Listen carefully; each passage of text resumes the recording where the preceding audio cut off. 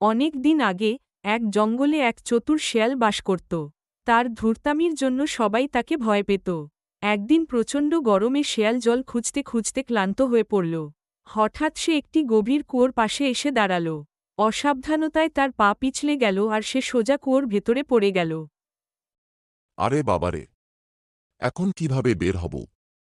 এখানে তো কেউ নেই যে আমাকে সাহায্য করবে।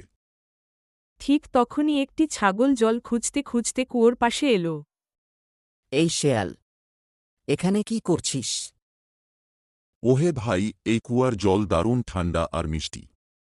আমি তো আনন্দ করে খাচ্ছি। তুইও চলে আয়, তোরও পিপাসা মিটবে। ছাগল আর কিছু না ভেবেই লাফ দিয়ে কুয়োর ভেতরে নেমে গেল। সত্যি? জল তো বেশ ঠান্ডা। শেয়াল সুযোগ বুঝে ছাগলের পিঠে চড়ে বলল, ধন্যবাদ ভাই, তুই আমার উপরে ওঠার রাস্তা বানায় দিলি। এ কথা বলে সে ছাগলের পিঠ থেকে লাফিয়ে কুয়োর বাইরে চলে গেল। এই শেয়াল, আমাকে ছেড়ে কোথায় যাচ্ছিস? আগে ভেবে নামা উচিত ছিল। বোকা হলে দুনিয়ায় সবাই ঠকাবে।